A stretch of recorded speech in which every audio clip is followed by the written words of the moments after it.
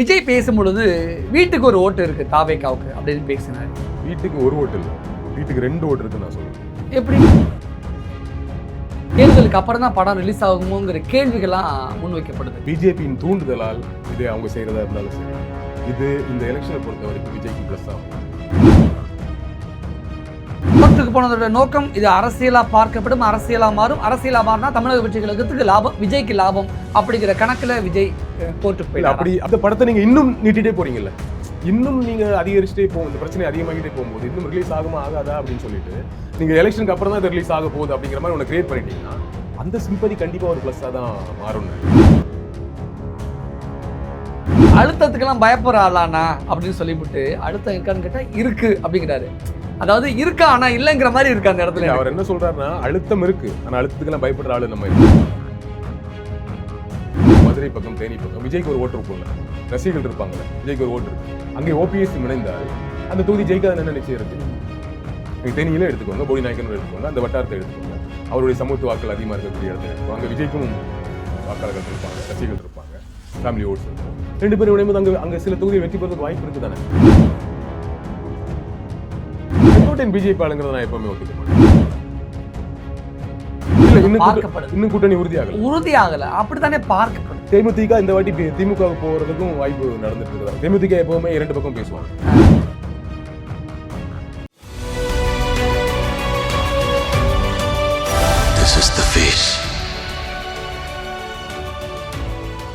வணக்கம் ப்ரோ. வணக்கம். எப்படி இருக்கீங்க? ரொம்ப நல்லா இருக்கேன். தி ஃபேஸ் அப்படின்னு ஒரு சேனல் புதுசாக ஆரம்பிச்சிருக்கீங்க. இதோட ஃபர்ஸ்ட் இன்டர்வியூ இதுதான். என்ன காரணம் இந்த சேனலுக்கு? இல்லை, காரணம் ஒன்றும் இல்லை. நம்ம கலாட்டாலேருந்து வெளியே வந்ததுலேருந்து நான் எங்கே போய் வேலை செஞ்சாலும் அது என்னுடைய சேனலாக கருதப்பட்டது இல்லை. ஆமாம். அதுக்கப்புறம் நான் கன்சல்டண்ட்டாக ஒர்க் பண்ணியிருக்கேன். இன்வெஸ்டர்ஸ் கூட இன்வெஸ்ட் பண்ணி நான் ஒரு ஷேர் ஹோல்டராக வேலை செஞ்சுருக்கிறேன். பார்ட்னர்ஸோட சேனலில் இருந்திருக்கிறேன். ஸோ இப்படி இதுக்கு நடுவில் நிறைய ஃப்ரீலான்ஸ் பண்ணுறது இப்படியெல்லாம் போயிட்டுருக்கு. ஸோ இந்த இன்வெஸ்டர்ஸ், இந்த பார்ட்னர்ஸ் இதெல்லாம் இல்லாமல் நமக்குன்னு ஒரு சேனல் ஒன்று வேணும் அப்படின்னு தோணுச்சு. அதுக்காக தான் இந்த சேனல் தி ஃபேஸ் அப்படின்னு ஆரம்பிச்சிருக்கோம். பட் இது வெறும் சேனல் மட்டும் இல்லை அப்படிங்கிறதையும் சொல்ல விரும்புகிறேன். தி ஃபேஸ் அப்படிங்கிறது ஒரு நிறுவனமாக தான் ஆரம்பிச்சிருக்கேன். அந்த நிறுவனத்தோட ஒரு டிபார்ட்மெண்ட் தான் யூடியூப் சேனல், இந்த தி ஃபேஸ் அப்படிங்கிற யூடியூப் சேனல். நிறுவனத்தில் நம்ம நிறைய விஷயம் பண்ண போகிறோம். எப்படி பார்த்தாலும் கண்டிப்பாக பிஸ்னஸ் இங்கே முக்கியமான விஷயம். அந்த பிஸ்னஸோட சேர்ந்து நல்ல உயரிய நோக்கங்களும் இருக்குது. தி ஃபேஸ் அப்படிங்கிற பேர் என்னென்னா, இந்த நிறுவனத்தோட நோக்கம் நிறைய முகங்களை உருவாக்குறது தான். அட் த சேம் டைம் இது ஒரு சவுத் இந்தியாவோட ஃபேஸாகவும் இருக்கும் அப்படிங்கிறத நம்புகிறேன். நிறுவனத்தோட ரெஜிஸ்ட்ரேஷன் ப்ராசஸ் எல்லாம் போயிட்டு இருக்கு. சூப்பர். ஸோ அதெல்லாம் நடந்ததுக்கு பிறகு முறையாக என்னென்ன பண்ண போகிறோங்கிறத நம்ம இன்னொரு இடத்துல பேசலாம். இப்போதைக்கு சேனலை சக்ஸஸ்ஃபுல்லாக ஆரம்பிச்சிருக்கோம். ரொம்ப நன்றி என்னை இன்டர்வியூ பண்ணுறதுக்கு. சூப்பர், வாழ்த்துக்கள். தேங்க்யூ. ஓகே, நம்ம இன்டர்வியூக்குள்ளே போயிடலாம். விஜயோட ஜனநாயகன் படம் மறுபடியும் தனி நீதிபதியோட உத்தரவை ரத்து பண்ணி மறுபடியும் விஷயங்கள் இந்த கேஸ் நடந்துகிட்டு இருக்கு. மறுபடியும் படம் தள்ளி போகுது. தேர்தலுக்கு அப்புறம் தான் படம் ரிலீஸ் ஆகுமோங்கிற கேள்விகள்லாம் முன்வைக்கப்படுது. உங்களுடைய பார்வை என்ன? அதாவது ஆல்ரெடி தனி நீதிபதி கொடுத்த உத்தரவை ரத்து பண்ணியிருக்காங்க.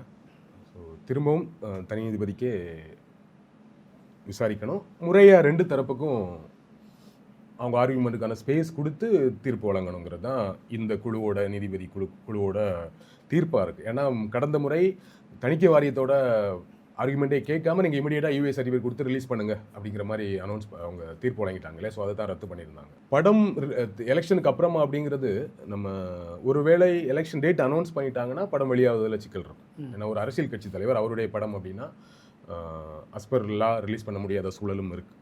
எலெக்ஷன் டேட் அனௌன்ஸ் பண்ணுறதுக்கு முன்னாடி பிரச்சனை முடிஞ்சு படம் ரிலீஸ் ஆகிடுச்சுன்னா ஓகே, இல்லைனா ரிலீஸ் பண்ண முடியாது, எலெக்ஷனுக்கு அப்புறம் தான் அப்படிங்கிறது தான் பார்க்கணும். பட் நான் என்ன சொல்ல விரும்புகிறேன்னா, இந்த விஷயத்தை தணிக்கை வாரியம் தான் நேரடியாக இதில் சம்மந்தப்பட்டிருக்கு.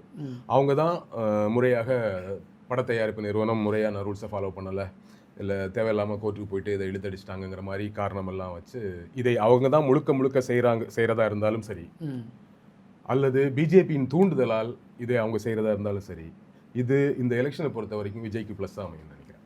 எப்படி சொல்கிறீங்க? நம்ம ஊர்ல விஜய் மீது ஒரு பரிதாப அலை, பரிதாபம் அளவுக்கு போக வேண்டாம், ஒரு சிம்பதின்னு வச்சுக்கலாம். எப்படி பார்த்தாலும் படம் அது ஒரு தனி ஏரியா இல்லையா. இன்னொன்று இது முழுக்க ஒரு பொலிட்டிக்கல் மூவியும் இல்லை. இங்க இருக்கக்கூடிய ஒரு பெரிய பொலிட்டிக்கல் இஷ்யூஸ் பேசக்கூடிய படமா இருக்குது. ஆனா பொலிட்டிக்கல் அரசியல்வாதிகளை பெல்ட்டால் அடிக்கிற மாதிரி காட்சிகள் இருக்குல்ல. அரசியல்வாதிகளை பெல்ட்டால் அடிக்கிற மாதிரியான காட்சி பிஜேபி டிஸ்டர்ப் ஆகணும்.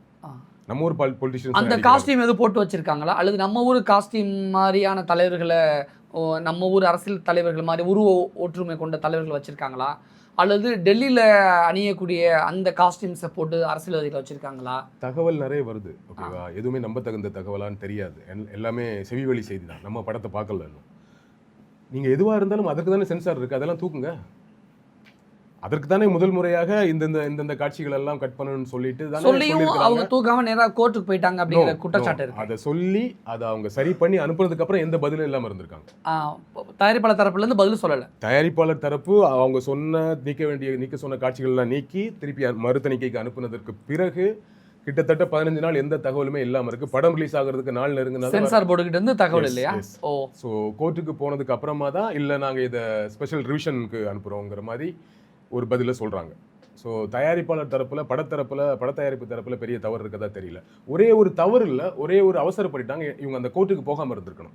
படம் ரிலீஸ் ஆகிறது 1-2 நாள் லேட்டான கூட பரவாயில்ல, நம்ம அவங்ககிட்டே பேசி கன்வின்ஸ் பண்ணி அவங்க சொல்லக்கூடிய மாற்றங்களை செஞ்சிருந்தா படம் அன்னைக்கு ரிலீஸ் ஆனா கூட அடுத்த 2-3 தினங்கள் ரிலீஸ் ஆயிருக்கும். அது ஒன்று தான் தவறான கைடன்ஸாக மாறிடுச்சு. கோர்ட்டுக்கு போனதோட நோக்கம் இது அரசியலா பார்க்கப்படும், அரசியலா மாறும். அரசியலா மாறினா தமிழக கட்சிகளுக்கு லாபம், விஜய்க்கு லாபம் அப்படிங்கிற கணக்குல விஜய் கோர்ட்டுக்கு போய் அப்படி செஞ்சதா பார்க்கல. நான் இது எப்படி பார்த்தாலும் 500 கோடி ரூபாய் பிஸ்னஸ், அதுக்குள்ள இந்த சுய லாபத்தெல்லாம் பார்க்க மாட்டாங்க.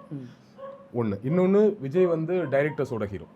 அவருடைய படங்கள் நீங்கள் நல்லா இருக்குன்னு சொல்லலாம், நல்லா இல்லாமல் இருக்குன்னு சொல்லலாம். ஒரு சில படங்கள் சொல்லி இந்த படங்கள்லாம் தயாரிப்பாளர் நஷ்டமாயிடுச்சுன்னு சொல்லியிருந்தா கூட அது ரொம்ப கம்மி தான். பெரும்பாலும் தயாரிப்பாளர்களுக்கு நஷ்டம் வராமல் இருக்கிற மாதிரி பார்த்துக்கிற மாதிரியான ஒரு ஹீரோ தான். ஸோ அதனால் அந்த மாதிரிலாம் அவர் செய்வார்னு நினைக்கல. நான் இதுக்கு முன்னாடி நம்ம பேசின வீடியோவில் நான் சொல்லியிருந்தது, இவங்க கோர்ட்டுக்கு போயிருக்க வேணாம். ஒன்று. இன்னொன்று, இது தமிழகம் முழுக்க உட்கார்ந்து டிஸ்கஸ் பண்ண வேண்டிய அளவுக்கு அவ்வளோ பிரச்சனையும் இல்லை. இது ஒரு சினிமா சார்ந்த பிரச்சனை அப்படிங்கிறது அதெல்லாம் உண்மையாக இருந்தால் கூட, நான் சொல்கிறது ப்ராக்டிக்கலி ஸ்பீக்கிங், இந்த படத்தை நீங்கள் இன்னும் நீட்டிகிட்டே போகிறீங்கல்ல, இன்னும் நீங்கள் அதிகரிச்சுட்டே இந்த பிரச்சனை அதிகமாகிட்டே போகும்போது இன்னும் ரிலீஸ் ஆகுமா ஆகாதா அப்படின்னு சொல்லிட்டு நீங்கள் எலெக்ஷனுக்கு அப்புறம் தான் இது ரிலீஸ் ஆக போகுது அப்படிங்கிற மாதிரி ஒன்று கிரியேட் பண்ணிட்டீங்கன்னா அந்த சிம்பதி கண்டிப்பாக ஒரு ப்ளஸ்ஸாக தான் மாறும்னு நினைக்கிறேன். ஜனநாயகன் அரசியலாக மாறிடுச்சு. இப்போ நான் நேரடி அரசியல் கேள்விக்குள்ளே கேட்குறேன்.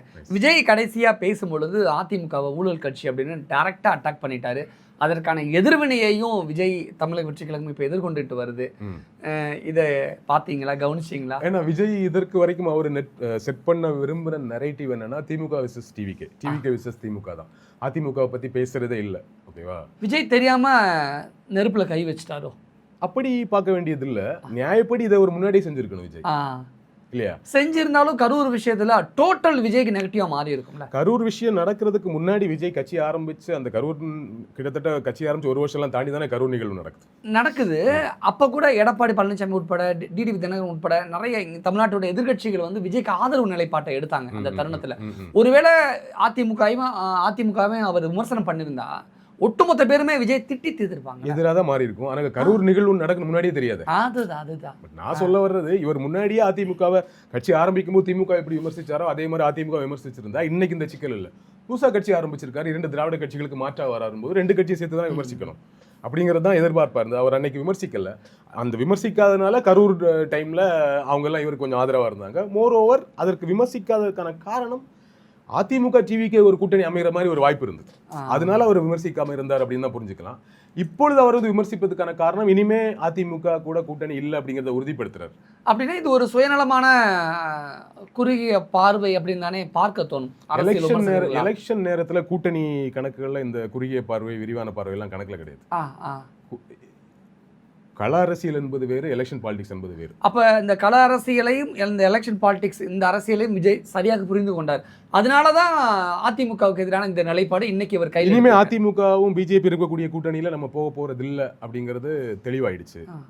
ஸோ அதனால அதிமுக சேர்த்து விமர்சிச்சிருவோம் அப்படிங்கிற மாதிரி விமர்சிச்சிருக்கிறாரு. ஆனா விஜய் எதிர்கொள்ளக்கூடிய அந்த எதிர்வினை இருக்குல்ல, விஜய் ஒழுங்கா அது காருக்கு வரி கட்டினாரா, அது பண்ணாரா, மாஸ்டர் படத்துல எங்க காலில் தானே வந்து விழுந்தாரு, அப்படிலாம் நிறைய விஷயங்கள் சொல்றாங்கல்ல, அதெல்லாம் பார்க்கும் பொழுது ஆமா எதிர்வினை ஸ்ட்ராங்கா தானே இருக்கும். இப்பொழுது கட்சி ஆரம்பிக்கும் பொழுதே விஜய் அதிமுகவும் திமுகவும் சரியான இடத்தில் வைத்து 2 பேரையும் சரிசமமாக விமர்சிச்சிருந்தாருன்னா அது இயல்பான ஒரு விஷயமா கடந்து போயிருக்கும். இவ்வளவு நாளைக்கு 1.5 வருஷமா கட்சியை பத்தி அதிமுக விமர்சிக்காம திடீர் விமர்சிக்கும் போது அவங்க டிஸ்டர்ப் ஆவாங்கல்ல.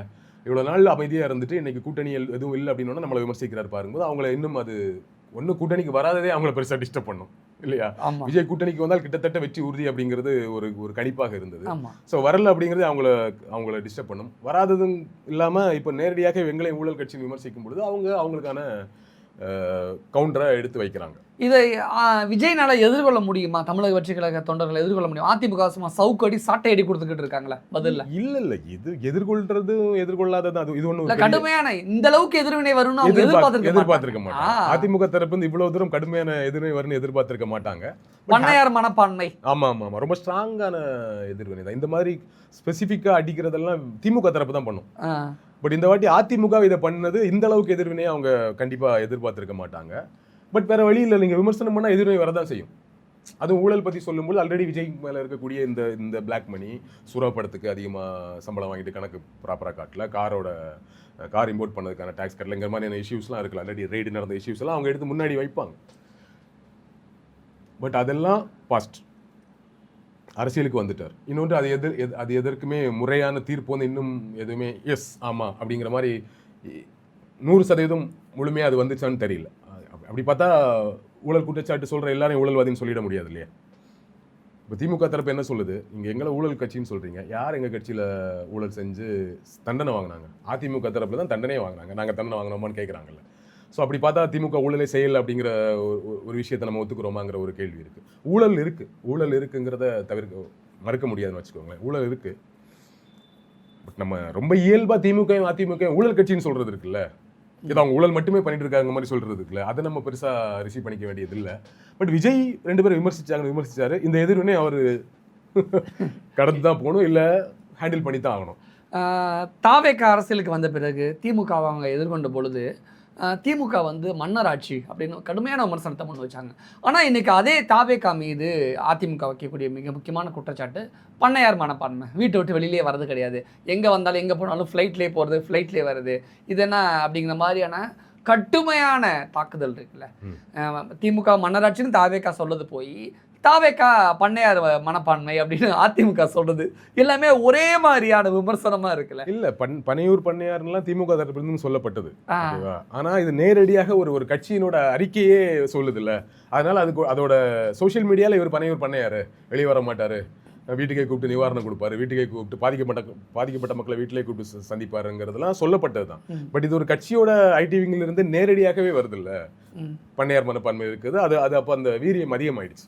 எந்த நேரம் சொல்றதுன்னு ஒன்று இருக்குல்ல, இவர் இந்த மாதிரி மேடையில் பேசவும் அவங்க இமீடியட்டா அவங்களோட ரியாக்ஷன் வரவும் போது அது ரொம்ப ஸ்ட்ராங்கா போய் அமையுது. நம்மளும் அதானே சொல்றோம், விஜய் வீட்டுக்குள்ளே இருக்கக்கூடாதுங்கிறது தானே. ஆமா, எவ்வளோ சிக்கல் இருந்தாலும் இவர் எப்படியாச்சும் கரூருக்கு போயிருக்கணும், அந்த மக்களை சந்திச்சிருக்கணும் அப்படிங்கிறது தான் நம்மளுடைய கருத்தாகவும் இருந்தது. நீங்கள் அரசியல் அப்படி தான், நீங்கள் ஒரு விஷயத்த பண்ண நினச்சிட்டிங்கன்னா, குற்றச்சாட்டை வைச்சிட்டிங்கன்னா அங்கிருந்து எதிர்வினை வரும். யாராக இருந்தாலும் எதிர்வினை பண்ணல. இப்போ ஃபார் எக்ஸாம்பிள் கமல் அவர்கள் எலெக்ஷன் நிற்கும் பொழுது அவர் மேலே இந்த மாதிரியான வரி ஏய்ப்பு சொல்கிறதுக்கோ இந்த மாதிரியான விஷயங்கள் சொல்கிறதுக்கோ ஒன்றும் இல்லை. ஓகேவா? என்ன சொல்ல முடியும்னா ஒன்றும் இல்லை. அவரோட பர்சனல் விஷயத்தை பேச ஆரம்பித்தாங்க. வானதி சீனிவாசன் பிரச்சாரத்திலேயே இவர் நடிகரோட உதட்ட கடிக்கிறவங்க தானேன்னு சொல்லிட்டாங்க. அதுக்கு பிறகு அடுத்த நாள் அவங்க வருத்தம் தெரிவித்தாங்க. இல்லை அது நான் தவறாக சொல்லிட்டேன், அப்படி சொல்லியிருக்கக்கூடாது, வருத்தம் தெரிவிச்சிட்டாங்க. ஸோ ஃபைன், நான் ஞாபகப்படுத்துகிறேன். அவங்க வருத்தம் தெரிவிச்சதுனால நம்ம அதை சொல்ல வேண்டியது இல்லை. பட் சொல்கிறதுக்கு எதுவும் இல்லைன்னா நம்ம மக்கள் பர்சனலாக தேடி போவாங்க. இப்போ விஜயுமே என்ன பண்ணுறாரு, அவர் குடும்பத்தோட இல்லை, மனைவியோட இல்லை, பிள்ளைங்களோட இல்லைன்னு ஒரு பர்சனல் விஷயத்தை வச்சு விமர்சனம் பண்றாங்க. அது குடும்பம் வேற, அந்த நடிகை சொல்லிதான் அந்த நடிகை முதலமைச்சர் ஆகணுமா, அதனாலதான் இவர் கட்சி ஆரம்பிச்சிருக்காங்கிற மாதிரி என்னென்னவோ சொல்லுவாங்க இல்ல. ஸோ என்னென்னவோ சொல்லுவாங்க. ஸோ இது மாதிரி நீங்க பொது வாழ்க்கைக்கு வந்துட்டீங்கன்னா பர்சனல் விமர்சனம், அது போக உங்களுக்கு உங்கள் மீது இருக்கக்கூடிய இன்னும் பிற கான்ட்ரவர்சிஸ் இதெல்லாமே எடுத்து வைக்க தான் செய்வாங்க. இதெல்லாம் தெரிஞ்சுதானே கட்சிக்கு வந்திருப்பார். பட் அவர் மேடையில் சொல்லிட்டாரு, இதெல்லாம் அழுத்தமே நமக்கு கிடையாது, அழுத்தத்துக்கெல்லாம் பயப்படுறாளா அப்படின்ட்டாரு. எனக்கு அந்த இடத்துல தான் எனக்கு புரிஞ்சிக்க முடியல. அழுத்தத்துக்கெல்லாம் பயப்படுற ஆளானா அப்படின்னு சொல்லிவிட்டு அழுத்தம் இருக்கான்னு கேட்டா இருக்கு அப்படிங்கிறாரு. அதாவது இருக்கா ஆனா இல்லைங்கிற மாதிரி இருக்கு அந்த இடத்துல. அவர் என்ன சொல்றாருன்னா, அழுத்தம் இருக்கு ஆனா அழுத்தத்துக்கெல்லாம் பயப்படுற ஆளு நம்ம இல்லைங்கிறார். புரியுதா உங்களுக்கு? இப்போ நீங்க என்ன ப்ரெஷர் போடுறீங்க, அதே நான் இல்லைன்னு சொல்லிட முடியாது இல்ல. ப்ரெஷர் போடுறீங்க, நான் ப்ரெஷர் ஆனா தானே, நீங்க என்ன டென்ஷன் பண்றீங்க, அது எனக்கு இருக்கு, அதை நான் ஒத்துக்கிறேன், ஆனா நான் டென்ஷன் ஆனா தானே, அந்த ஆங்கிள் சொல்றேன். விஜய் எல்லா கட்சியுமே சொல்லிட்டாரு. ஆனா சமீப காலமா பிஜேபிங்கிற வார்த்தை அவர் வாயில இருந்து வரல. இந்த டெல்லி சிபிஐயோட என்கொயரிக்கு டெல்லி போயிட்டு வந்த பிறகும் கூட பிஜேபிங்கிற வார்த்தை அவர் வாயில வரல. காங்கிரஸும் வரல. அப்போ காங்கிரஸ் வரலன்னா காங்கிரஸ் கூட ஒரு சாஃப்ட் கார்னர் இருக்குது, கூட்டணிக்கு ஃபியூச்சரில் போகலாங்கிற. ஓகே, பிஜேபி பேரே எடுக்கலை அப்படின்னா பிஜேபி பார்த்து விஜய் பயந்துட்டாரு அப்படி தானே பொருள்? அப்படித்தான் கருதப்படும். காங்கிரஸ் பற்றி பேச வேண்டியது இல்லை, ஏன்னா காங்கிரஸ் இங்கே முதன்மையான கட்சி கிடையாது, கூட்டணியில் இருக்கக்கூடிய கட்சி தான். அதனால காங்கிரஸ் பற்றி பேச வேண்டிய அவசியம் இல்லை. நீங்கள் சொல்லக்கூடிய ஆங்கிள் இல்லைன்னா கூட பேச வேண்டியது இல்லை இல்லையா? இப்போ காங்கிரஸ் திமுகவுக்கு இணையான இடத்துல தமிழ்நாட்டில் இருக்குது. அவங்களும் பெரிய முக்கியமான பெரிய இம்பாக்டை கிரியேட் பண்ணுறாங்கன்னா காங்கிரஸ் ஒரு தேசிய கட்சிங்கிற அடிப்படையில் காங்கிரஸையும் விமர்சிக்கலாம். பட் இங்கே காங்கிரஸை நீங்கள் விமர்சிக்க வேண்டிய அவசியம் இல்லை. விமர்சிக்காமல் இருக்கிறதுக்கு காரணம் அவங்களோட கூட்டணி போயிடலாங்கிறதுக்காக மட்டும் இல்லை. இன்னொன்று அவங்கள பெருசாக இங்கே விமர்சிக்க வேண்டியது இல்லைங்கிறது தான். ஓகேவா? பிஜேபியை அவர் விமர்சிக்காமல் இருப்பது, அதுவும் இவ்வளோ நிகழ்வு நடந்ததுக்கு பிறகு, ஜனநாயக இஷ்யூ போயிட்டு இருக்கு, சிபிஐ விசாரணை போயிட்டு இருக்கு, அதற்கு பிறகு அழுத்தம் இருக்குங்கிறத மட்டும் சொல்றாரு. தாண்டி பிஜேபி பத்தி விமர்சிக்காமலே இருப்பது, ஒரு வார்த்தை கூட பேசாம போறது அப்ப விஜய் பயந்துட்டார் போல, அதான அர்த்தம். அப்படிதான் கருதப்படும். அதை நம்ம அதுக்கு நம்ம முட்டெல்லாம் கொடுக்க முடியாது இல்லையா? அது அப்படிதான் கருதப்படும். அவர் பயந்துட்டாரா இல்லையா, இல்ல தவிர்க்கிறாராங்கிறது வேற. ஆனா அது அப்படித்தான் கருதப்படுங்கிற, அதை ஒன்றும் மாற்ற முடியாது. ஆனால் என்ன கேட்டால் நான் ஒன்று சொல்கிறேன், பிஜேபி இல்லை, காங்கிரஸ் இல்லை, திமுக இல்லை, அதிமுக இல்லை, இனி இருக்க போகிறது எலெக்ஷனுக்கு அதிகபட்சம் 2.5 மாதம் இருக்குது. அவர் இனிமேல் இவங்களெல்லாம் விமர்சிக்கிறத குறைச்சிட்டு அவர் என்ன செய்ய போறாருங்கிறத பேசணும். அதுதான் முக்கியமான விஷயமா நான் பார்க்குறேன். ஏன்னா விமர்சனம் தான் மாற்றி பண்ணிட்டு இருக்காங்களே. இவரும் புதுசாக ஒரு கட்சி மற்றவங்கள மாதிரி இவங்களும் குறையெல்லாம் சொல்லி முடிச்சாச்சு. இன்னும் இவரும் அதே ஏன் பண்ணணும்? எல்லாம் முடிஞ்சது. இனிமே என்ன பண்ண போறேன், நான் என்ன பண்ண போறேங்கிறதுல தான் அடுத்த கட்ட நகர்வு அப்படித்தான் இருக்குன்னு நான் எதிர்பார்க்கிறேன். மறுபடியும் திமுக தீய சக்தி விஜய் சொல்லிக்கிட்டே இருந்தாருன்னா விஜய் மீது ஒரு வெறுப்புணர்வு வந்துடாது? இல்ல, சலிப்பு வரும். என்ன அதே சொல்லிட்டு இருக்கீங்க, விடுங்க, என்ன வாங்க, என்ன சொல்ல வரீங்க, அடுத்தது என்னங்கிற கேள்வி தெரிஞ்சா சொல்ல மாட்டானாப்பா அப்படிங்கிற மாதிரி இருக்கா மக்கள் மத்தியில வந்துருச்சுங்க. உண்மைதான். நெக்ஸ்ட் என்ன அப்படின்னு அதே எவ்வளவு எல்லா மேடையிலும் அதே ஏன் பேசுவீங்க? வேற ஏதாவது பேசுங்க. இன்னும் சும்மா வெறுமனே தீய சக்தின்னு சொல்லாம ரொம்ப ஸ்ட்ராங்கான விமர்சனங்களை முன்வைங்க. சும்மா தீய சக்தி திமுக தாவைக்க வந்தாங்கிறது மாதிரி பேச்சிலே இருக்கு, செயல்பாடு இல்லை அப்படிங்கிறது ஒரு பக்கம். இன்னொரு பக்கம் எலெக்ஷன் நெருங்கிடுச்சு, தேர்தல் அறிக்கை குழுவை எல்லா கட்சியும் போட்டாங்க, தாவைக்கவும் போட்டுடுச்சு. ஸோ இப்போ மினி மேனிஃபெஸ்டோ ரிலீஸ் பண்ணிட்டு இருக்காரு எடப்பாடி இல்லையா? ஸோ இவரோட மினி மேனிஃபெஸ்டோ வர வேண்டிய நேரம் இது. ஸோ இனிமே என்னென்ன பண்ண போறோம் அப்படிங்கிறது தான் அடுத்தடுத்த மேடை பேச்சுகள்ல பிரச்சாரங்கள்லாம் வரும் செய்ய வேண்டிய விஷயமா நான் பார்க்குறேன். ஆனால் விஜயோட ஸ்பீச்சை கவனிச்சிங்களா? லாஸ்ட் ஸ்பீச்சை ஒன்று டிவிகே இன்னொன்று டிஎம்கேன்னு சொன்னவர் லாஸ்ட் இதில் சொல்ல மறந்துட்டாருன்னு நினைக்கிறேன். ஐ திங்க் இல்லை, இன்னொன்று 2 விதமாக பார்க்கலாம். ஒன்று அதை மறந்துருப்பாரு, அல்லது ஸ்ட்ராட்டஜியை கொஞ்சம் மாற்றலான்னு யோசிச்சிருக்கலாம். வெறுமனே டிஎம்கே விசஸ் டிவிகேன்னு மட்டும் சொல்லாமல் ரெண்டு திராவிட கட்சிகளை எதிர்த்துட்டு நம்ம தான் இனிமே அப்படிங்கிற மாதிரியும் ஒரு ஸ்ட்ராட்டஜியை மாற்றிருக்கலாம். எலெக்ஷன் நெருங்கிடுச்சு, நம்ம திமுக மட்டுமே குறை சொல்ல வேணாம், ஏன்னா அதிமுகவுக்கும் ஓட்டுங்க இருக்குல்ல இல்லையா? ஸோ அப்போ அதிமுக சேர்த்து விமர்சனம் பண்ணணும் தமிழ்நாட்டில் நடக்கக்கூடிய எலெக்ஷன். ஸோ அப்போ ஸ்ட்ராட்டஜியை கொஞ்சம் மாற்றிக்கலாம், 2 திராவிட கட்சிகளுக்கும் நம்ம தான் மாற்று அப்படிங்கிற மாதிரி ஸ்ட்ராட்டஜி எடுத்துகிட்டு போகலான்னு கூட யோசிச்சிருக்கலாம். ஓகே. ஸோ அதன் காரணமாகத்தான் அவர் இந்த முறை டிவிகே வெர்சஸ் டிஎம்கேன்னு சொல்லாமல் இருந்ததும், அதிமுகவையும் விமர்சித்ததும் அந்த ஸ்ட்ராட்டஜியோட அடுத்த கட்ட நகர்வாக பார்க்குறேன். விஜய்க்கு அழுத்தம் இருக்குன்னு சொன்ன விஷயமா இருக்கட்டும், சிபிஐயோட என்கொயரிக்கு டெல்லிக்கு 2 முறை போயிட்டு வந்த விஷயமா இருக்கட்டும், ஜனநாயகன் படத்தோட ரிலீஸ் தள்ளி போகிற விஷயமா இருக்கட்டும், இந்த பிரச்சனைகள் எதை பற்றியுமே விஜயோ தமிழக வெற்றி கழக நிர்வாகிகளே பேசலாம், மற்ற எல்லா கட்சியினரும் பேசுகிறாங்களே. முதல்ல அவங்க பேசிட்டோம், அவங்களுக்கு இது ஒரு பிரச்சனையாக கூட இல்லாமல் இருக்கலாம்ல. அவங்களுக்கு பெரும் பிரச்சனையாக இருந்தால் அவங்க வாயை திறந்துருப்பாங்களே. அப்போ அவங்க வாயை திறக்கலாம், அவங்களுக்கு இது பிரச்சனையாகவே இல்லை அப்படிங்கிற மாதிரியான அரசியல் விமர்சகர்களும் சில பேர் கருத்து தெரிவித்தாங்களே. இது நம்ம இதோட ஒத்து போக முடியுமா? அவங்க பேச மாட்டேங்கிறாங்கன்னா நீங்கள் பேசாதீங்க, அவ்வளோதான். அவங்களே பேச மாட்டேங்கிறாங்க, உங்களுக்கு என்ன அமைதியாக இருங்கிறது தானே சொல்கிறாங்க அரசியல் விமர்சகர்கள் எல்லாருமே. அவ்வளோதான். எதுக்கு காங்கிரஸோ கம்யூனிஸ்ட் பார்ட்டியோ எல்லாம் ஏன் பேசணும்? அவரே பேச மாட்டுறாரு. பட் என்னென்னா இது ஒரு முக்கியமான நிகழ்வு. ஒரு பெரிய நடிகர், இன்னைக்கு ஒரு அரசியல் கட்சி தலைவர், அவருடைய படத்தை போய் பண்ணுறது தமிழகத்தோட நல்ல விஷயமா தான் பார்க்குறேன். இன்னைக்கு கம்யூனிஸ்ட் கட்சி யார் கூட இருக்கிறாங்க? திமுக கூட்டணியில் இருக்காங்க. ஸோ திமுக கூட்டணியை தான் அவர் விமர்சிக்கிறார் இல்லையா? ஆனால் கம்யூனிஸ்ட் பார்ட்டியும் அதை பேசுகிறாங்க இல்லை. அப்போ அது ஒரு ஆரோக்கியமான விஷயமா தான் நம்ம பார்க்குறோம். அது வேற, அது ஒரு சினிமா. அந்த சினிமாவுக்கு ஏன் நீ பிரச்சனை பண்ணுற? அவர் அரசியலுக்கு வரார், எங்களை விமர்சிக்கிறார், நாங்கள் விமர்சிக்கிறோம், அது வேற. ஒரு சினிமாவில் ஒரு வியாபாரம் இருக்குது, பல கோடி ரூபாய் இன்வெஸ்ட்மெண்ட் இருக்குது, பல லட்சம் பேரோட உழைப்பு இருக்குது. அதுக்கு எதுக்கு நீ பிரச்சனை பண்ற? ஒரு கருத்து சுதந்திரத்தை நீ வந்து போய் கை வைக்கிறங்கிறது அவங்களோட கேள்வியா இருக்கு. அது ஒரு நல்ல விஷயமா தான் நம்ம பார்க்கணும். நிச்சயமா அமைதியா இருங்கன்னு சொன்னது கூட தப்பு தான். நான் அப்படி சொல்ல வேண்டியது இல்லை. அது இங்க இருக்கும், தமிழகத்துல மட்டும்தான் அதெல்லாம் இருக்கும்னு நினைக்கிறேன். விஜயோட நம்ம மகாபலிபுரம் அந்த ஸ்பீச்ல ஒரு ஏமாற்றம் இருந்தது, ஒரு ஏக்கம் வருத்தம்லாம் இருந்ததுன்னு சொல்றாங்களே, அப்படியா? உண்மையா? அப்படி ஒண்ணு எனக்கு தெரியல. ஏமாற்றம் இருந்தது. கூட்டணி கட்சிகள்லாம் வரும் அப்படின்னு ஏன்னா இலவு காத்த கிளி மாதிரி காத்திருந்ததாகவும், யாருமே வரலன்னொன்னே வெக்ஸாய் விரக்தியில விஜய் பேசுறாரு. பழைய உற்சாகம் விஜயோட மூஞ்சில இல்ல, ஃபேஸ்ல இல்ல அப்படின்னு இல்ல. அப்படி நான் பார்க்கல, உற்சாகம் எல்லாம் இருந்தது. ஒரு விஷயம் மட்டும் சொன்னாரு, கொஞ்சம் கம்மியா இருந்ததோ. நம்ம வேலுநாச்சியரோட கதையை ஒண்ணு சொன்னாரு. கதையை சொல்லிட்டு அவர் நண்பர்களோட நட்பு சக்தியோட உதவியோட வெள்ளையர்களை, புதுசா ஒரு சக்தி வந்திருக்குல, நட்பு சக்தி. ஆமா, ஆங்கிலேயர்களை விரட்டினாரு. நம்மளும் அது மாதிரி தான். நட்பு சக்தி இல்லைன்னா கூட தனியாவே இந்த போர்ல ஜெயிப்பதற்கான வலு நம்ம கிட்ட இருக்கு. இலவு காத்த கிளி பழமொழி விஜய்க்கு பொருந்துமா? இலவு காத்த கிளி அப்படின்னு நீங்க எலெக்ஷன் வரும்போது நீங்க எல்லா கட்சியும் இது நிகழ்றது தானே. இப்படி பார்த்தா அதிமுக இலவு காத்த கிளி தானே, விஜய் வரவே இல்லையே.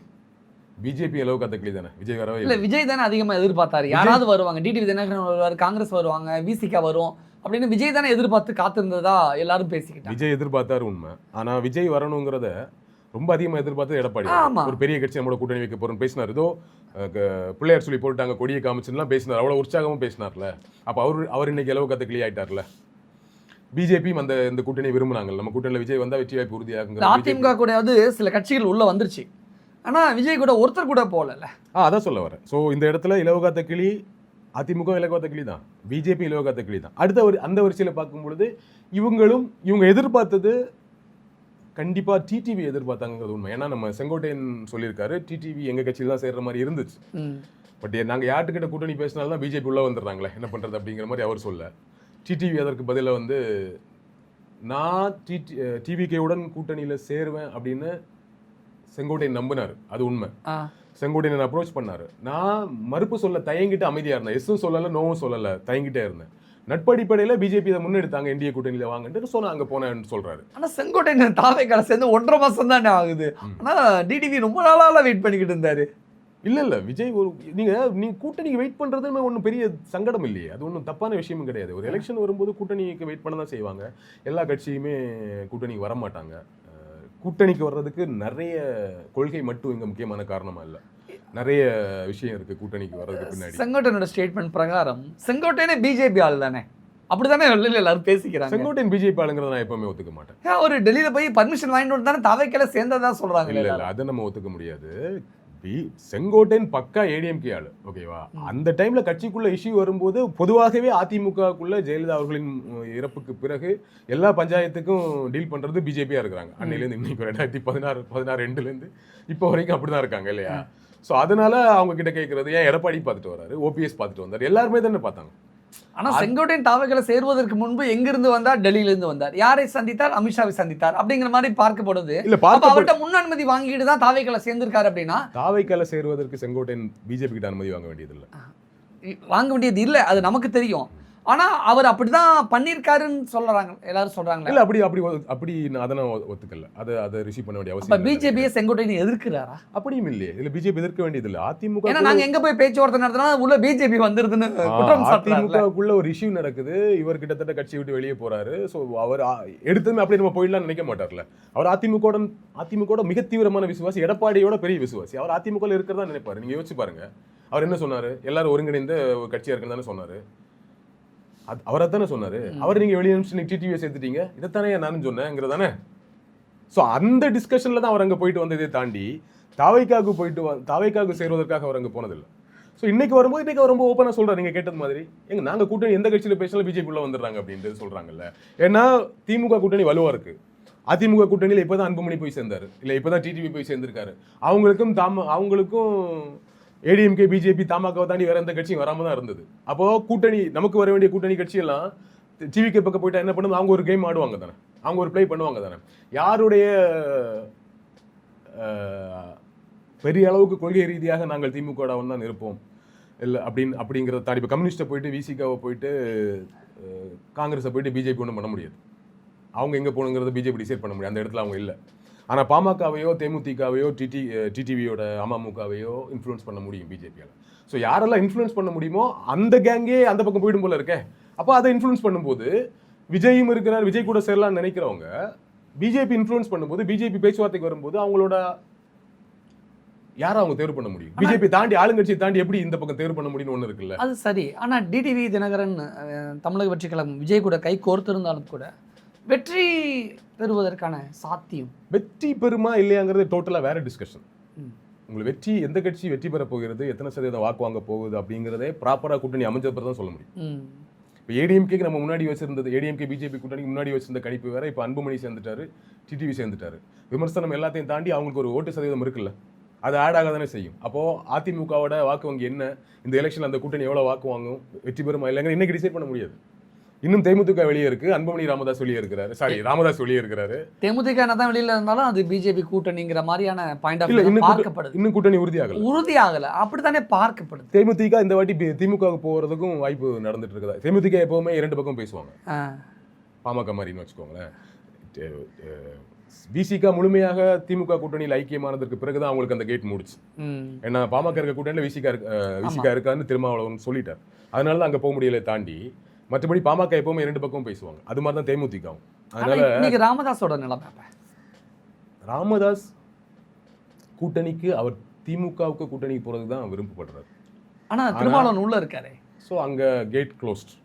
இப்பொழுதுக்கு அவருக்கு இருக்கக்கூடிய ஒரே ஆப்ஷன் ஏடிஎம்கே போக முடியாது. ஏன்னா அன்புமணி அங்க இருக்கிறாரு. ஆமா, வேற எங்க போவாரு? அவர் இப்போ இருக்கக்கூடிய ஒரே ஆப்ஷன் வந்து டிவிகே தான். அப்படி இல்லைன்னா எலெக்ஷனே, இந்த வாட்டி எலெக்ஷன் அங்கே எதிர்கொள்ளல. அவ்வளவு ஃபீல்ட் அவுட் ஆயிருவாங்க. அவர் ஆல்ரெடி ஃபீல்ட் அவுட் தானே. அவர் ஆல்ரெடி, அதாவது ஃபீல்ட் அவுட்னா அரசியல் அந்த நிர்வாக ரீதியாக கட்சி அவருடைய கண்ட்ரோல்ல இல்லை. அதனால தான் எனக்கு அன்புமணி ராமதாஸ் வந்து இவ்வளவு தைரியமா பல விஷயங்களை பண்ண முடியுது. மக்கள் அந்த பாமகவுக்கு வாக்களிக்கக்கூடிய வன்னியர் சமூக மக்கள், ஒட்டுமொத்த வன்னியர் சமூக மக்களை சொல்ல, பாமகவுக்கு வாக்களிக்கக்கூடிய வன்னியர் சமூக மக்கள் இருக்காங்களே, அதுல பெருவாரியான ஆதரவு அன்புமணியை விட ராமதாஸ் அவர்களுக்கு இருக்கு. ரெண்டுக்கு வித்தியாசம் இருக்கு. கட்சியை யார் கண்ட்ரோல் இருக்குங்கிறதுனா அன்புமணி ராமதாஸ் கண்ட்ரோல் இருக்கு. ஆனா அந்த மக்கள் யாருக்கு அதிக விசுவாசமா இருப்பாங்கன்னா அவங்க ராமதாஸ் அவர்களுக்கு இருப்பாங்க. அப்போ இன்னைக்கு கட்சி இல்லை அப்படின்னா அவர் கிட்டத்தட்ட ஃபீல்ட் அவுட் தான். இப்போ அவர் என்ன பண்ணா, தன்னுடைய அணியை சேர்த்து கொண்டு திமுக பக்கம் போக முடியாத சூழல்ல ஒன்று எலெக்ஷனுக்கே நிற்கக்கூடாது, அப்படி இல்லைன்னா டிவிகே பக்கம் போகணும். அதுக்கு ஒரு வாய்ப்பு இருக்கிறதா பாக்குறேன். ஆனா விஜய் ஏற்றுக்கொள்வாரா ராமதாஸ்? ஏற்றுக்கொள்ள என்ன இருக்கு, டிடிவி தப்பு இல்ல, பட் ஏற்றுக்கொள்வாரான்னு கேக்குறேன். அவருடைய அரசியல் பக்குவத்துக்கு கூட்டணி தானே. கட்சியில சேர்க்கிறது தான் அவங்க யோசிக்கணும். செங்கோட்டையை கட்சியில சேர்க்கிறது தான் ஒரு சீனியர் எப்படி செட் ஆகணும் யோசிக்கணும். கூட்டணியில எதுக்கு யோசிக்கணும்? கூட்டணி யார் சீனியரா இருந்தா ஜூனியரா இருந்தா நமக்கு என்ன இல்லையா? அது ப்ராப்ளம் இல்லை. அப்ப விஜய் 2026 தமிழக சட்டமன்ற தேர்தலில் தனித்து விடப்பட்டார், அப்படிதானா? கிட்டத்தட்ட. ஏன்னா இனிமேல் வெளியே இருப்பது தேமுதிக இருக்கு, அது விஜய் பக்கம் வருவதற்கான வாய்ப்பு இல்லை. ராமதாஸ் இருக்காரு, அவர் மட்டும் வருவதற்கான வாய்ப்பு மட்டும்தான் இருக்கு. பட் அதையுமே அவர் எந்த, ஏன்னா எலெக்ஷன் ரிசல்ட் அவர் யோசிப்பார். ஓபிஎஸ் இருக்காரு, அவர் என்னாச்சு? ஓபிஎஸ், ஆமால ஓபிஎஸ் பாருங்க, இந்த ஃப்ளோல நம்ம ஓபிஎஸ் மறந்துட்டோம் பாருங்க. ஓபிஎஸ் இருக்காரு, ஓபிஎஸும் டிவிகே வர்றதுக்கு வாய்ப்பு இருக்குன்னு நினைக்கிறேன். அவர் அதிகபட்சம் அவரும் எப்படி ராமதாஸ் திமுக பக்கம் போக விரும்பினாரோ அது மாதிரி தான் ஓபிஎஸும் விரும்புறாரு. ஆனா அது அவருடைய தொண்டர்களை விரும்ப மாட்டாங்க. அதிமுகவோட முதலமைச்சர் அவரு. ஸோ அந்த அவருடைய தொண்டர்களை டிஸ்டர்ப் ஆயிடுவாங்க அங்க, ஒரே காரணத்துக்காகத்தான். அப்போ ஓபிஎஸ் என்னவா? ஓபிஎஸும் அவருடைய தனி அணி ஒன்று இருக்கு இல்லையா, அந்த அணியோட ஒரு கூட்டணி கட்சியாக டிவிகே அவர் மட்டும் தானே இருக்காரு. அங்க ஒரு அணி இருக்கா என்ன? அவருக்கு ஒரு கட்சி இருக்குல்ல, ஒரு அமைப்பு இருக்குல்ல. இல்லையே, இல்லங்கிறாரே. அதிமுக உரிமை மீட்பு கழகம் ஒன்று வச்சிருக்கிறாரு. ஆனா இல்லங்கிறாரே அவரு. அவர் சொல்லுவாரு, நாளைக்கு வந்து இருக்குன்னு சொல்லுவார், என்ன பண்ண முடியும்? அதை கட்சியாக மாற்றுவார், இயக்கமா. அதை அந்த அந்த குழுவை கொண்டு அவருக்கு வாக்கு சதவீதம் இருக்குங்க. நீங்க எப்படி வந்து நீங்க கடந்த பார்லிமெண்ட் எலெக்ஷன் அவர் வாங்கிய வாக்கு என்ன?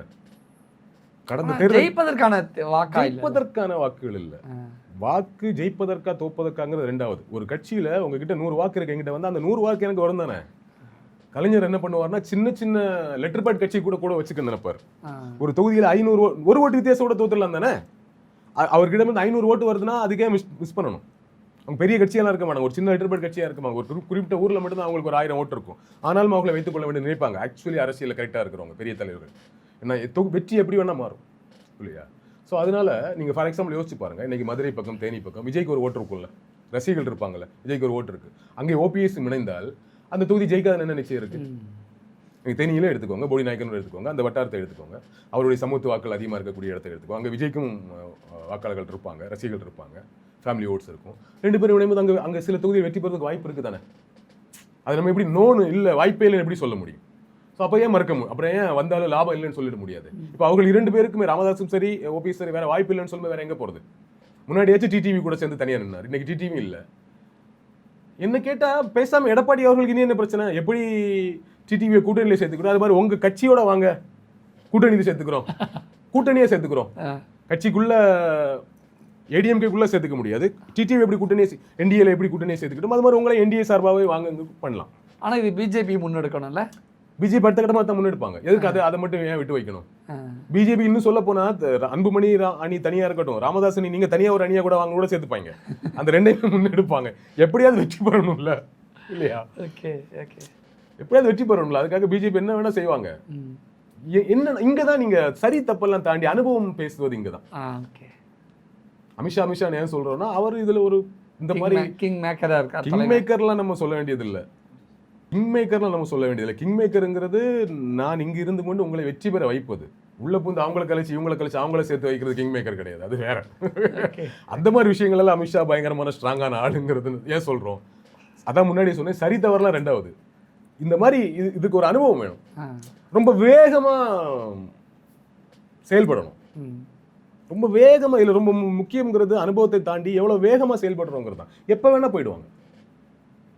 இன்னைக்கு இமிடியேட்டா இப்ப நாளைக்கு காலையில ராமதாஸ் வந்து நான் வந்து டிவிகே கூட சேர்ந்துட்டேன் அனௌன்ஸ் வந்துட்டு என்ன பண்ண முடியும்? அதுக்கப்புறம் மாத்த முடியும். நெகட்டிவா போயிரும்ல. அதுக்கப்புறம் மாத்த முடியாது. வந்து நெகட்டிவா பேச ஆரம்பிச்சுவாங்க. சோ அதனால இந்த வேகமும் வேணும்னு நினைக்கிறேன். பாப்போம், இன்னும் கூட்டணி உறுதியாகல. இன்னும் ஓபிஎஸ் இருக்கிறாரு, ராமதாஸ் இருக்கிறாரு, தேமுதிக இருக்கு. இவர்கள் 3 பேரும் எந்த பக்கம் போறாங்க அப்படிங்கறத பார்த்து தான் வெற்றி தோல்விக்குள்ள கூட நான் வரல, எவ்வளவு வாக்கு சதவீதம் வருங்கிற ஒரு முடிவுக்கு வரலாம்னு நினைக்கிறேன். இந்த இடத்துல ஒரு முக்கியமான விஷயம், விஜய் பேசும்பொழுது வீட்டுக்கு ஒரு ஓட்டு இருக்கு தாவேக்காவுக்கு அப்படின்னு பேசினாரு. அதுக்கு செல்லூர் ராஜு உட்பட நிறைய பேர் நீங்க வந்து பாத்தீங்களா அப்படின்லாம் வந்து கேட்டு கிண்டல் பண்ணியிருந்தாங்க. எந்த நம்பிக்கையில விஜய் அப்படி பேசுறாரு? வீட்டுக்கு ஒரு ஓட்டு இல்ல, வீட்டுக்கு 2 ஓட்டு இருக்குன்னு நான் சொல்லுவேன். எப்படி? எங்க வீட்டுல 5 ஓட்டு இருக்கு. சரி. என்னுடைய அம்மா அப்பா தம்பி தங்கச்சி எப்பொழுதுமே நான் சொல்லக்கூடிய கட்சிக்கு தான் ஓட்டு போடுவாங்க. சரி. இந்த முறை எங்க வீட்டுல 2 ஓட்டு விஜய்க்கு இருக்கு. 1 மனைவி சேர்த்தா 6 ஓட்டு ஆயிடுச்சு. தம்பி தங்கச்சி அப்ப 3 ஓட்டு இருக்கு. தம்பி தங்கச்சி மனைவி. சரி. நான் என்னோட விட மட்டும் ஒருவேளை பேச்சுக்கு நீ அந்த கட்சிக்கு போடுப்பா அப்படின்னு நீங்க சொன்னீங்கன்னா நான் அதான் என்ன சொல்ல வந்தேன்னா, நம்முடைய அம்மா அப்பாவும் தம்பியும் தங்கச்சியும் மனைவியும் நாம சொல்லக்கூடிய கட்சிக்கு ஓட்டு போட்டுட்டு இருந்தாங்க. ஏன்னா அரசியல் அவன் சொன்னா கரெக்டா இருக்கும். இதுக்கு முன்னாடி எங்க ஃபேமிலியில சித்தப்பா இருந்தார் இந்த பொசிஷன்ல. அவர் சொல்லுவார், அவங்க நாங்க சின்ன பசங்க இருந்தா அவர் சொல்லக்கூடிய கட்சி தான் அங்க ஓட்டு போடுவோம். அதுக்கு பிறகு நான் இருக்கேன் அந்த இடத்துல. ஓகேவா? இன்னைக்கு நான் சொல்லக்கூடியதான் போட்டுட்டு இருந்தாங்க. ஆனா இந்த எலெக்ஷனுக்கு நான் ரொம்ப உறுதியா என்னுடைய மனைவி நான் சொல்ல கட்சிக்கு போடுவாங்க, என் தம்பி தங்கச்சி போடுவாங்கன்னு என்னால சொல்லவே முடியாது. நிச்சயமா நிச்சயம். இவ்வளவு தூரம் அரசியல் பேசுகிற நம்ம வீட்டுல இருக்கிறவங்களே இதுதான் நிலை. நீங்க சொல்றது கரெக்ட் தான். சில எலெக்ஷனாவே எனக்கும் சில ஃபேமிலிஸ் கேட்பாங்க, ஒரு 5-6 ஃபேமிலி இருக்காங்க நட்போட்டத்துல, சொந்த பந்தத்துலையும். யாருப்பா ஓட்டு போடணும்னு கேட்பாங்க, சொல்லுவேன், காரணம் கேட்பாங்க, சொல்லுவேன், சரி போடுறேன்னு சொல்லிட்டு போட்டுட்டு வந்து நான் போட்டுட்டேன்பாங்க. நீங்க சொல்றத பார்த்தா இந்த முறை அது கூட மாறும். இன்னைக்கு அதுவுமே நம்ம கண்ட்ரோல் இல்லைன்னு சொல்ல வர்றேன். நிச்சயமா. ஒரு வீட்டுக்கு 5 பேர் வச்சுட்டீங்கன்னா நீங்க உங்க அம்மாவுக்கு என்ன வயதாகுது ஒரு உத்தேசமா சொல்லுங்க. 60க்கு மேல இருக்குன்னு வச்சுக்கோங்களேன். ஒருவேளை உங்களுடைய தாயார் 60க்கும் குறைவான வயதுல இருந்திருந்தாங்கன்னா அவங்களும் விஜய் போடுறதுக்கு வாய்ப்பு இருக்கு. இல்ல எங்க அப்பா அம்மாவுக்கு விஜய்னா யாரும் தெரியாது. எங்க அப்பாவுக்கு வேணா இப்ப ஓரளவுக்கு தெரியலாம், எங்க அம்மாவுக்கு விஜய்னா யாரும் தெரியாது. அதனாலதான் அது அங்க நிகழல. ஆனா நீங்க மற்ற வீடுகளை யோசிச்சு பாருங்க. அதான் சொன்னேன், வயசு குறைவா இருந்தா அவங்களுக்கு விஜய் தெரிஞ்சிருக்கும். ஓகேவா? சோ அவங்க அங்க நம்ம ஊர்ல தாய்மார்கள் அதிகமா விஜய்க்கு ஓட்டு போடுவாங்க. பட் இதுல ரொம்ப கவனிக்க வேண்டியது என்னன்னா, இப்ப எங்க வீட்டுல 3 ஓட்டு சொன்னல, இப்ப தம்பியோட வீட்டுல உங்க வீட்டுல எத்தனை ஓட்டு தம்பி இருக்கு விஜய்க்கு? விஜய்க்கு 2 ஓட்டு இருக்கு. அதான் ஸ்ட்ராங்கா சொல்லிட்டேன் பாருங்க. அதான் இப்ப இதெல்லாம் இப்போதைக்கு இருக்கு. எங்க இருக்கு தெரியுமா? மனதளவுல இருக்கு. ரொம்ப முக்கியமான இதுதான். விஜய்க்கு 2 ஓட்டு இருக்குன்னு சொல்லிட்டேன்னு வந்துடக்கூடாது. விஜய்க்கு 2 ஓட்டு இருக்கு, வீட்டுக்கு 2 ஓட்டு அல்லது அது குறைந்தபட்சம் 1 ஓட்டு இருக்கு. விஜய் சொன்னது உண்மை, விஜய் தரப்பு சொன்னது உண்மை. அது எல்லாமே மனதளவில் இருக்கு. விஜய்க்கு நம்ம ஓட்டு போடலாம் அப்படிங்கிறது மனதளவில் இருக்கு. அந்த மனதளவில் இருக்கக்கூடிய டிசிஷன் மூளை யோசிச்சு அதை டிசைட் பண்ணணும். ஓகே ஃபிக்ஸ்ட், விஜய்க்கு தான் நம்ம ஓட்டு போட போறோங்கிறத ஃபிக்ஸ் பண்ணணும். அதற்கு பிறகுதான் மூளையிலிருந்து செய்தி கொடுக்கப்பட்டு விரல் அந்த பொத்தானை அழுத்தும். அதற்கு மனதில் இருக்கக்கூடிய ஓட்டு விரல் வழியாக வெளியேறுவதற்கு 1.5 மாசம் 2.5 மாசம் டைம் இருக்கு. இந்த 2.5 மாசம் விஜய் என்ன பண்ண போறாருங்கிறதான். அந்த ஓட்டை தக்க வைத்துக் கொள்ள போகிறாரா, தவற விட போடுகிறாரா? அது விஜயோட விஜய் கிட்ட தான் இருக்கு. ஆனா விஜய்க்கு ஓட்டு இருக்கிறது உண்மை. நீங்க ரொம்ப அவர் 4% ஓட்டு இருக்கு, 5% ஓட்டு இருக்கலாம் நம்ம வந்து சொல்றது தவறு. அவருக்கு உண்மையாகவே பெரிய அளவில் வாக்குகள் இருக்கு, மனதளவில் எல்லாமே இருக்கு. இது இயல்பா சொல்லுவோம். இது ஏன் இப்படி இருக்கிறாங்க? நானே சொல்லுவேன், அதிமுக திமுக மேல எவ்வளவு விமர்சனம் இருந்தாலும் அதிமுக திமுக தான் தமிழகத்தை ஆள வேண்டும் நினைக்கக்கூடிய ஆள் தான் நானும். ஏன்னா அவர்களால் தான் தமிழகம் இந்த அளவுக்கு முன்னேறி இருக்கு. அப்படி இருக்கும்போது அவங்க ரெண்டு பேரும் தீய சக்தி சொல்றதெல்லாம் நம்ம ஏத்துக்கிறது இல்லை. ஓகேவா? ஆனா பிராக்டிக்கலா சொல்றேன், இப்படி ஒரு சூழல் இருக்கு. என்ன எதன் வழியாக தெரியுமா இதெல்லாம் மாறும்? மனதில் இருக்க ஓட்டு நாளைக்கு மனதில் இப்போ நான் சொன்னேன் தெரியுமா, என்னுடைய வீட்டில் இருக்கிறவங்க விஜய்க்கு ஓட்டு போட முடிவு பண்ணியிருந்தா, நான் விஜய்க்கு போட வேண்டாம் என்று முடிவு பண்ணிட்டேன்னா, நான் அந்த எலெக்ஷனுக்கு ஒரு வாரத்துக்கு முன்னாடி 3 நாளைக்கு முன்னாடி அவங்களை உட்கார வச்சு பேசணும்னு வச்சுக்கோங்களேன், 1 மணி நேரம், அது மாறுவதற்கு வாய்ப்பு இருக்கு. நிச்சயமா அந்த 3 2ஆகவோ 1ஆகவோ குறைவதற்கு வாய்ப்பு இருக்கு. நிச்சயமா இல்லையா? ஒன்று. இன்னொன்று, ரொம்ப இயல்பாக ஒன்று நடக்கும் எலெக்ஷனுக்கு முன்னாடி. இந்த டைம்லலாம் கமலுக்கு ஓட்டு போட்டுலாம், விஜயகாந்த் ஓட்டு போட்டலாம் நினச்சிட்டு இருப்பாங்க. எலெக்ஷன் இருக்கும்போது எப்படியும் தோற்றுருவார், தேவையில்லாமல் ஓட்டை வேஸ்ட் பண்ணிட வேணாம், பிஜேபி கூட்டணி வந்துடக்கூடாது திமுக இந்த தரப்பில் இருக்கவங்க நினச்சிட்டாங்கன்னா ஓட்டு திமுகவுக்கு போயிடும். நிச்சயமா. அல்லது திமுகவை பிடிக்காதவங்க இல்லை எப்படி விஜய் ஜெயிக்க மாட்டார், தேவையில்லாமல் போட்டு திரும்ப திமுக ஆட்சிக்கு வந்துடக்கூடாதுன்னு நினச்சிட்டாங்கன்னா ஓட்டு வந்து விஜய்க்குள்ள ஓட்டு அதிமுக போயிடும். புரியுதா? இதெல்லாம் தான் மூளையில் நடக்க வேண்டிய டிஸ்கஷன். ஸோ மனதில் இருக்கக்கூடிய விஷயம் மூளையில் இந்த டிஸ்கஷன் நடக்காமல் இருக்கிறதுக்கு விஜய் செயல்படணும். விஜய் அடுத்தடுத்து பேசக்கூடிய விஷயங்கள் இந்த விமர்சனம் பண்ணதெல்லாம் தூக்கி தூர வச்சுட்டு விஜய் என்ன பண்ண போறாருங்கிற மாதிரியான ரொம்ப ரொம்ப அற்புதமான திட்டங்களோட வந்தார்னா மேனிஃபெஸ்டோ, பயங்கரமான மேனிஃபெஸ்டோ ரொம்ப முக்கியமான பங்கு வகிக்கும் இந்த எலெக்ஷன். நிச்சயமா. ஸோ முக்கியமான ரொம்ப நல்ல மேனிஃபெஸ்டோ, நல்ல திட்டங்களோட, நல்ல ஐடியாஸோட, கிரேட் ஸ்கீம்ஸோட வந்தார்னு வச்சுக்கோங்களேன், இந்த மூளை பரவாயில்ல நாங்கள் பார்த்துக்குறோம் அப்படிங்கிற மாதிரி பதில் சொல்லிடு. திரும்ப கண்டிப்பாக நாங்கள் பார்த்துக்குறோம், தோதாலும் பரவாயில்லன்னு பதில் சொல்லிடும். அப்படி விஜய் அதை செயல்படலைன்னா, ஆமாம்ல இன்னும் இதே தான் முன்னாடி கட்சி ஆரம்பிக்க என்ன பேசணும் அதே தான் இன்னும் பேசிகிட்டு இருக்காரு, வேலைக்காக அது போல் தான் இருக்குது, பேசாமல் நம்ம திமுகவை போட்டுருவோம், இல்லை பேசாமல் அதிமுகவை போட்டுருவோம் அப்படின்னு நினச்சிருவாங்க. நிச்சயமா. ஸோ கையில் விஜய் சொன்னது, விஜய் தரப்பு சொன்னது உண்மை. வீட்டுக்கு ஒரு ஓட்டு இருக்குது, வீட்டுக்கு பல இடங்களில் வீட்டுக்கு 2 ஓட்டு கூட இருக்குது, எல்லாமே மனதளவில் இருக்குது. அது நான் சொன்ன இதுபடி ஓட்டாக மாறுவதற்கு அடுத்த 2.5 மாதம் விஜய் கையில் இருக்கு. ரொம்ப கிரேட் ஸ்கீம்ஸோட வந்தாருன்னா ஒரு நல்ல வாக்கு சதவீதம் வாங்குவதற்கு வாய்ப்பு இருக்கு. நிச்சயமா. விஜய் தனியாக தேர்தலில் சந்திக்க போகிறாரு. 2026 தேர்தலில் என்ன நடக்க போகுது அப்படின்னு ஒட்டுமொத்த பேரும் நம்ம தமிழ்நாடு மட்டுமில்ல இந்தியாவே வெயிட் பண்ணிக்கிட்டு இருக்கு அப்படின்னு தான் நான் சொல்ல தோணுது. கண்டிப்பாக நிறைய விஷயங்கள் அழகாக சொல்லியிருக்கீங்க. அடுத்தடுத்து என்ன நடக்க போகுது அப்படிங்கிறத நம்ம பொறுத்திருந்து பார்க்கலாம். மிக்க நன்றி. நன்றி.